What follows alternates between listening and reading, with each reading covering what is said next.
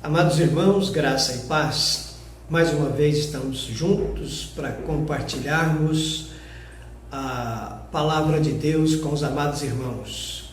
Nós estamos com o recurso da internet dando continuidade ao nosso estudo no Sermão do Monte, correspondendo assim à nossa escola bíblica dominical. Então nós queremos, nesta ocasião, observar o que a Bíblia ensina no capítulo 7 de Mateus, do verso 7 ao verso 11, o Sermão do Monte.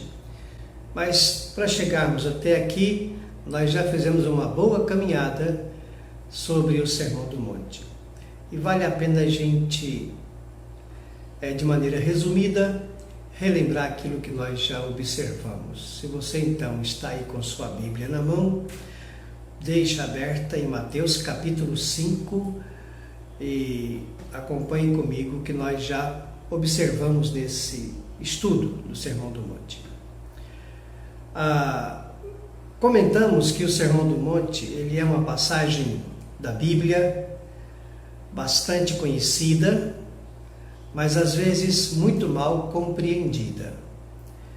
E que, por ser um estudo básico da fé cristã, seria importante que todos nós dedicássemos tempo para estudá-lo e para procurar compreendê-lo o máximo possível. Mas não só compreender, também colocar em prática os seus ensinos.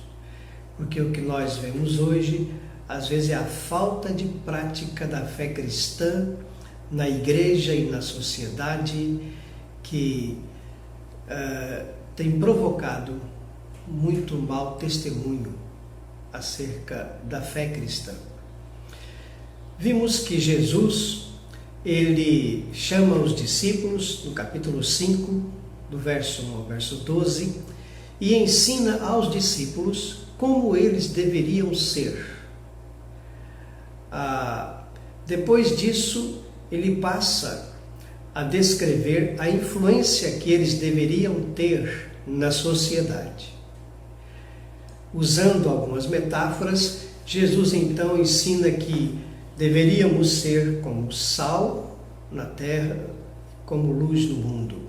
Deveríamos ter uma influência positiva na sociedade na qual estamos vivendo. Mas essa influência será resultado desse caráter cristão descrito nas bem-aventuranças. Depois Jesus então passa a falar sobre a relação dele e também do cristão com a lei.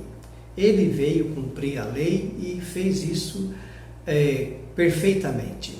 E nós, com relação à lei, devemos olhar para a lei com mais seriedade e procurar ter uma compreensão mais profunda da lei. Jesus, ele reinterpreta a lei, podemos dizer assim.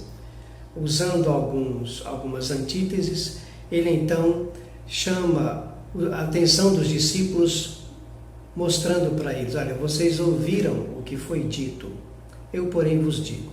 E fazendo assim, Jesus então mostra para eles que a lei deve ser encarada com mais profundidade. Não é só o ato de adulterar que faz quebrar o mandamento, mas só o fato de você olhar para uma mulher com pensamentos impuros no coração, você já adulterou com ela.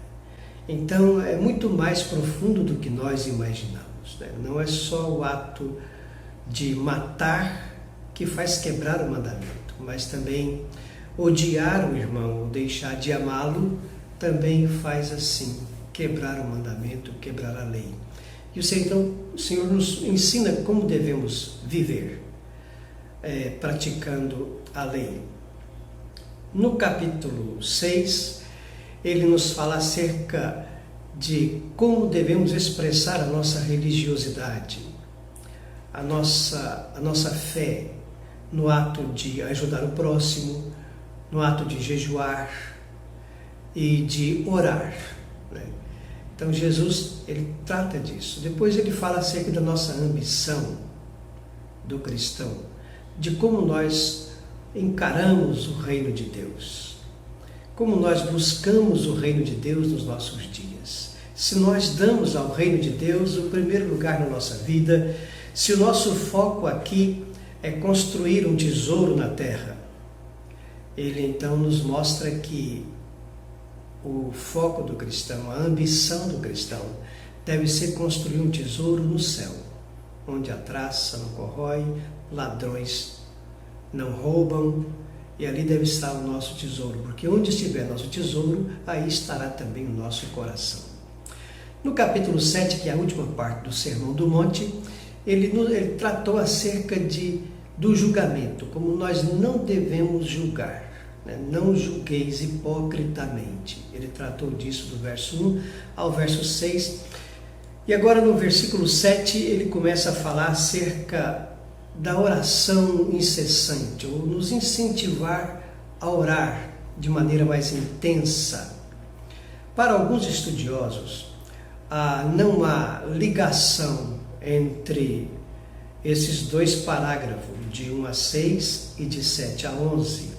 Alguns entendem que o capítulo 7 é como se fosse uma coxa de retalho, várias coletâneas de ensinos diversos de Jesus. Nós não cremos assim. Nós entendemos que há uma continuidade, há uma ligação sim. Se você observar do verso 1 ao verso 6 do capítulo 7, ele está tratando da relação entre o homem. Nossa, não devemos julgar de maneira hipócrita, como ele ensina ali. Mas quando vamos no verso 12 do capítulo 7, Jesus volta a tratar da relação com o homem. Então há uma certa continuidade, sim. Nesse versículos de 7 a 11, Jesus então nos chama a atenção para a ideia da oração, e que é um ponto importante na vida do cristão. Ele já nos ensinou a orar no capítulo 6, de 5 a 15, quando ele disse que nós não devemos orar como os gentios, achando que de tanto repetir, seremos ouvidos. Nem devemos orar como os hipócritas, que gostam de orar para serem vistos, notados pelos homens. E nos ensinou a maneira certa, como devemos orar. Agora aqui ele insiste cerca de uma oração persistente, do verso 7 ao verso 11. É o que nós vamos observar. Mas vamos orar e pedir ao Senhor que nos ajude na compreensão da sua palavra. Pai querido, nós agradecemos ao Senhor pela oportunidade de poder examinar as Escrituras. Nós sabemos que não somos capazes de fazê-lo e carecemos da Tua graça, da direção, da iluminação do Espírito Santo. Por isso, Pai, nós pedimos-te que desvende os nossos olhos, abra o nosso coração, nosso entendimento, para compreendermos a Tua palavra. No nome de Jesus. Amém. Amados irmãos, então, continuando aqui no capítulo 7, a partir do verso 7, Jesus diz assim: Pedi e dar-se-vos-á, buscai e achareis, batei e abrir-se-vos-á, pois todo o que pede recebe, o que busca encontra, e a quem bate abrir-se-lhe-á. Ou qual dentre vós é o homem que, se porventura o filho lhe pedir pão, lhe dará pedra? Ou se lhe pedir um peixe, lhe dará uma cobra? Ora, se vós que sois maus, sabeis dar boas dádivas aos vossos filhos, quanto mais vosso Pai, que está nos céus, dará boas coisas aos que lhe pedirem? Então Jesus, aqui tratando mais uma vez acerca da oração, e nós sabemos que a oração na vida de Jesus não fica só no ensino. Ele nos ensina a orar, e ele, por várias vezes, em algumas parábolas, nos mostra que precisamos persistir na oração, né? Uma oração insistente, e ele deu exemplo disso.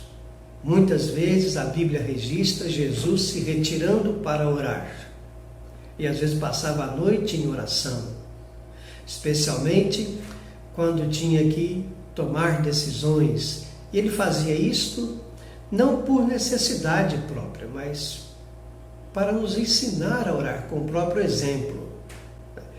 E a oração, a gente sabe que é um desafio para a igreja hoje. Alguém já disse que é muito fácil escrever sobre oração, pregar sobre oração. O difícil é orar. Às vezes não encontramos tempo para a oração. E o tempo que dedicamos é muito pouco. Às vezes, num dia de 24 horas, você dificilmente consegue dedicar 15, 30 minutos, 1 hora para a oração, até mesmo no dia do Senhor, o domingo. Primeiro, porque há uma preguiça em nós quanto à oração. Segundo, é um propósito do diabo de não ver a igreja aos pés do Senhor. É um propósito do diabo de desestimular a igreja quanto à oração. Como já disse alguém também, que a oração caminha melhor, a igreja caminha melhor quando caminha de joelhos, caminha orando, buscando o Senhor.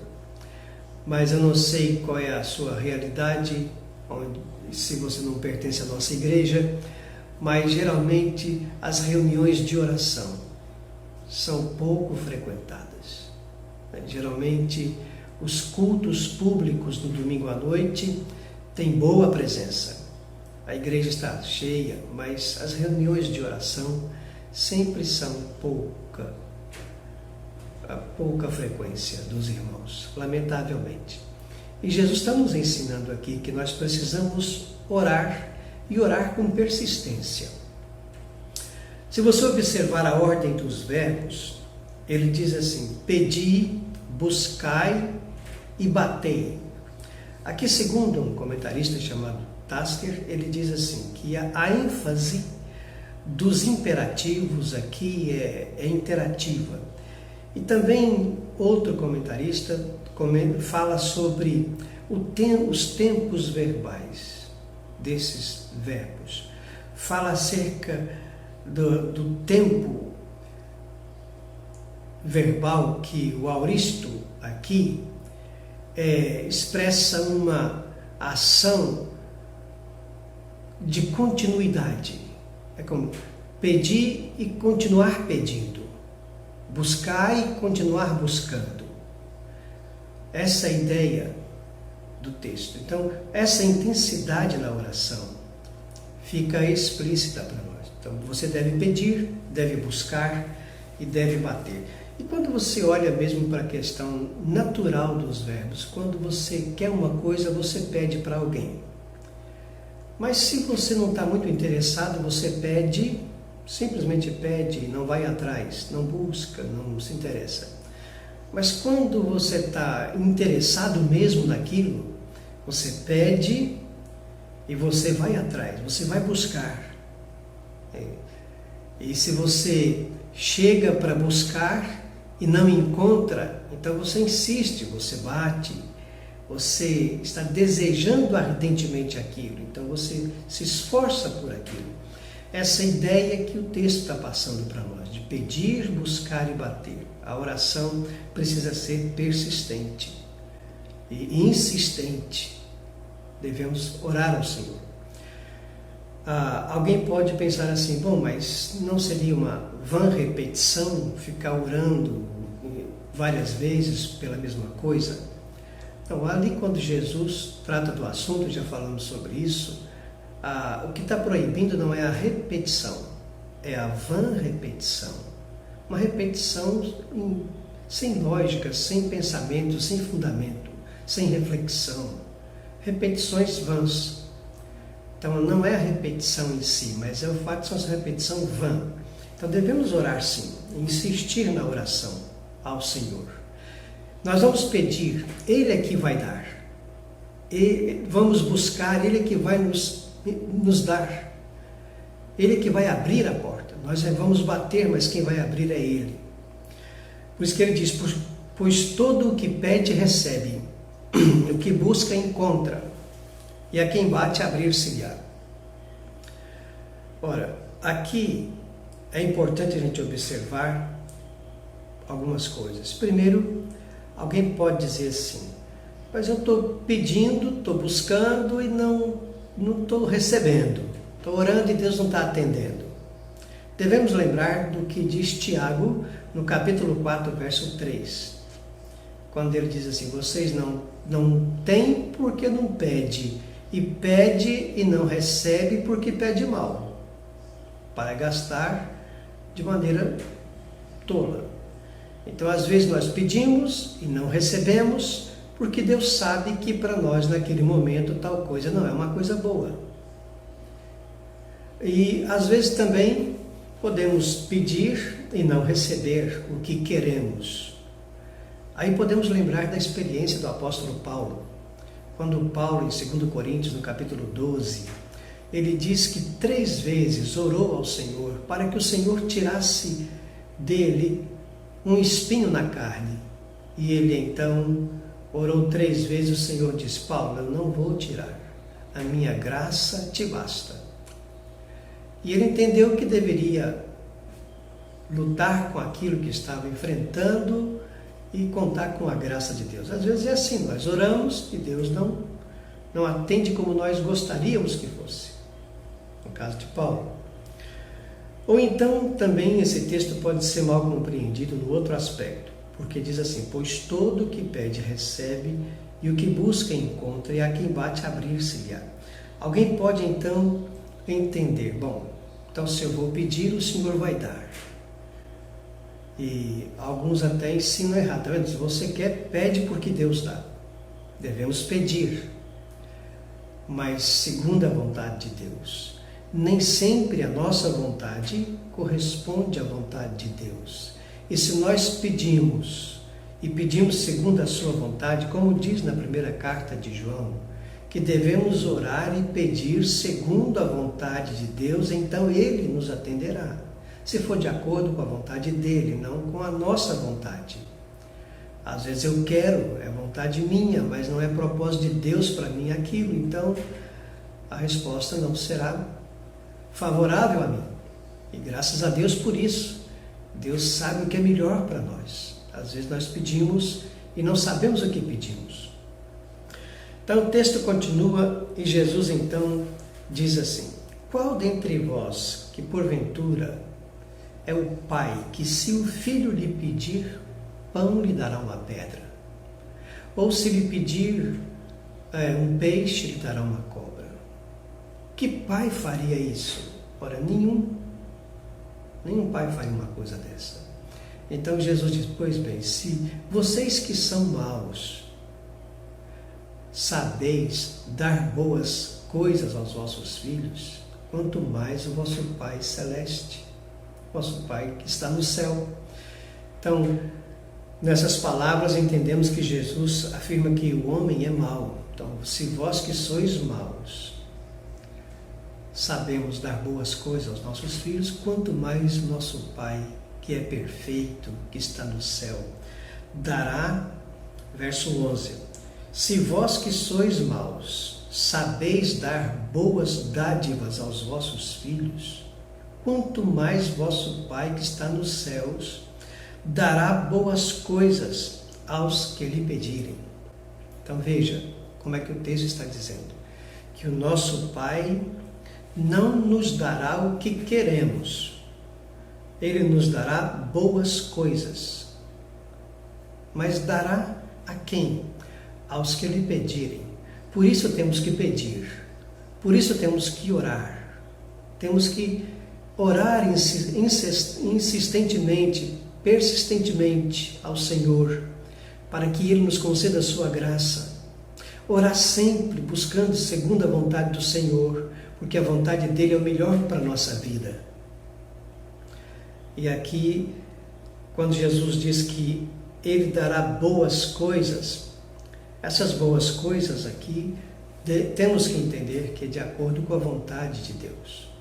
O profeta Isaías, no capítulo 55, verso 8 a 9, ele diz assim: os meus caminhos não são os vossos caminhos, os meus pensamentos não são os vossos pensamentos. Às vezes aquilo que nós entendemos ser coisas boas para nós, não é o que Deus entende que é bom para nós. Então vamos orar, vamos buscar no Senhor, orar persistentemente, como a Bíblia ensina, orar segundo a vontade dEle, e porque Ele sabe que é o melhor para nós. Então a oração, para concluir, relembrando, é um ensino claro de Jesus. Através das parábolas do juiz e da viúva, você vai entender isso. Outras passagens que nos ensinam acerca disso. Jesus deu exemplo para nós orando intensamente, orando sozinho, orando na madrugada, mas ele sempre estava orando. Os discípulos entenderam isso, que a oração era importante.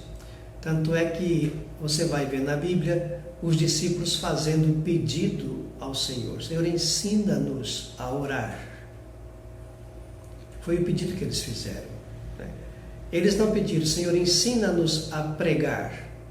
Hoje, às vezes, nós encontramos pessoas fazendo um pedido: Senhor, pastor, me ensina a pregar. E querem pregar. Às vezes nós queremos aprender a pregar, mas os discípulos queriam aprender a orar. Ensina-nos a orar. E uma coisa que a gente tem percebido, amado irmão, você vai aprender a orar orando. Então dedique tempo à oração. Recorra aos salmos. Há muitos salmos que são orações belíssimas e te ajudarão a aprender a orar. Nós precisamos aprender a orar.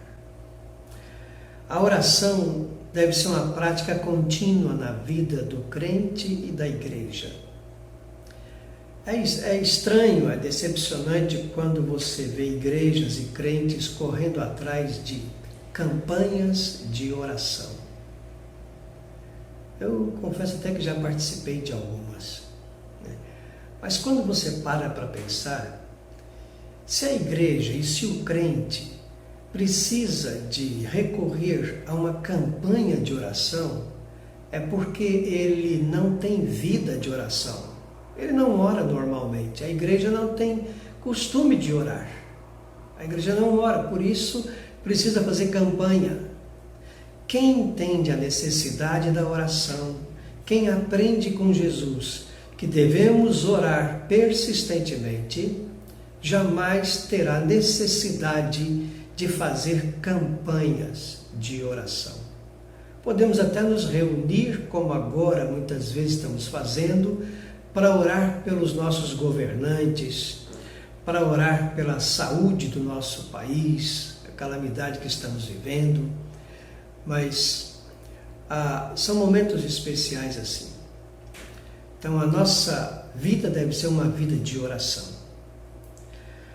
Às vezes nós oramos e não recebemos o que queremos, mas Deus sabe o que é melhor para nós. Confie no Senhor e aceite a sua resposta como sendo melhor para a sua vida. Quando ele disse a Paulo, a minha graça te basta, Paulo não questionou o Senhor, mas aceitou. E essa é a verdade para todos nós. O que nós precisamos é da graça de Deus, o favor de Deus. A sua graça nos basta. Então, amados, que nós possamos entender essa fala de Jesus, esse ensino de Jesus aqui no Sermão do Monte e procurar orar com mais persistência, orar de fato, buscando o Senhor todos os dias da nossa vida, pedindo, buscando, batendo, entendendo essa necessidade que temos da oração. E, por último, orar é muito bom. Porque orar é falar com o nosso Pai Celeste, é falar com a pessoa que nós mais amamos. Então, orar é muito bom. Então vamos orar ao Senhor. Que Deus nos ajude a entender essa porção da sua palavra e guardá-la no nosso coração.